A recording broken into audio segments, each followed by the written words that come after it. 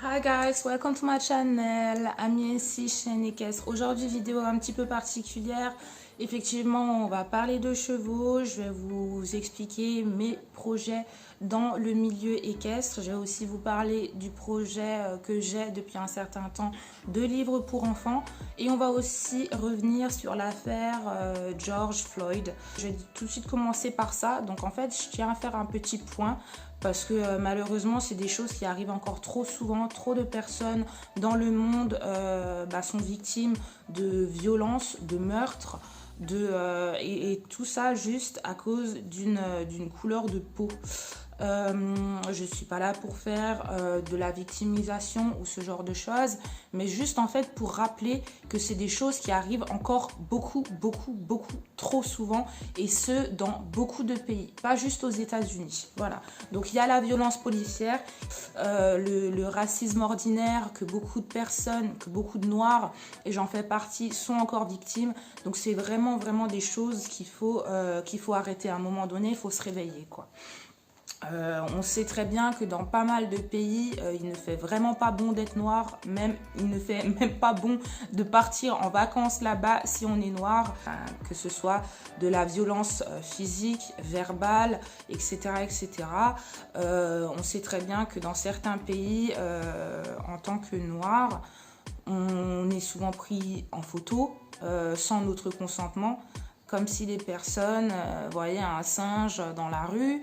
À la douane, c'est aussi très compliqué, malgré que tous nos papiers sont à jour. Et ça arrive encore trop souvent. Moi, je me rappelle d'une fois, je suis partie dans un parc d'attractions.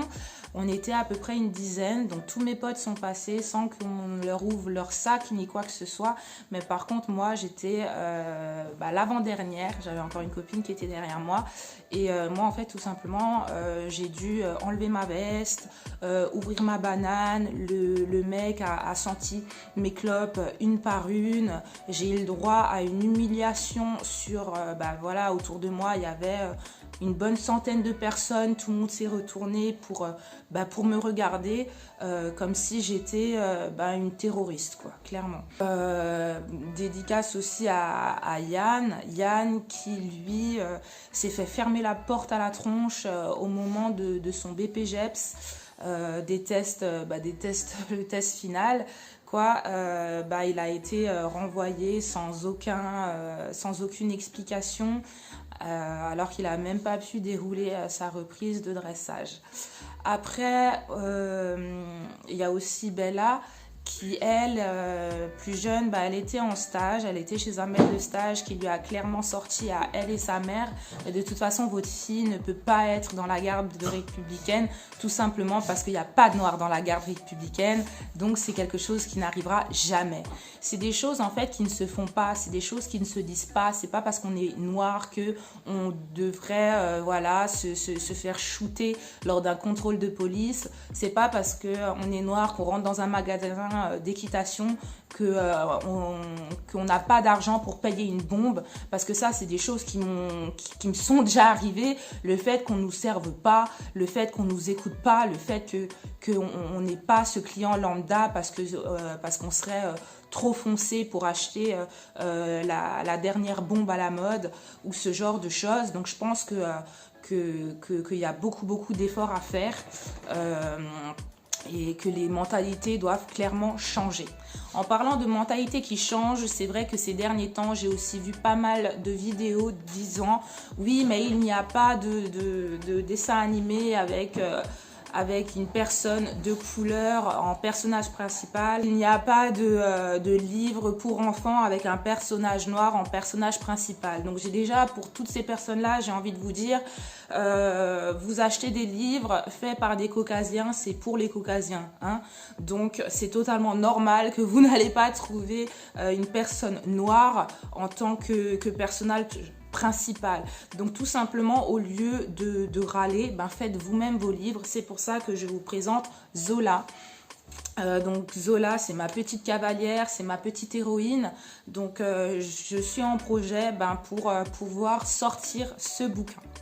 Côté cela, c'est vrai que je suis très très fière de mes origines. Plus tard, j'aimerais aussi vous présenter des centres équestres en Afrique subsaharienne parce qu'il y en a beaucoup. J'ai toujours voulu avoir entre guillemets une garde-robe équestre à base de wax. Donc effectivement, c'est des choses qu'on ne trouve pas dans le commerce, ce qui est, je suis désolée de le dire, mais totalement normal. À un moment donné, quand on est en Europe, on est en Europe. Voilà, c'est tout. Donc, au lieu d'être là à me plaindre, j'ai tout simplement décidé de prendre mes petites mains et de créer mes tapis de sel et toute ma sellerie à base de wax. Donc, je tenais à vous dire que les premiers tapis seront mis en vente à peu près en juillet. Donc n'hésitez pas à me DM sur Instagram ou à m'envoyer un commentaire sur YouTube.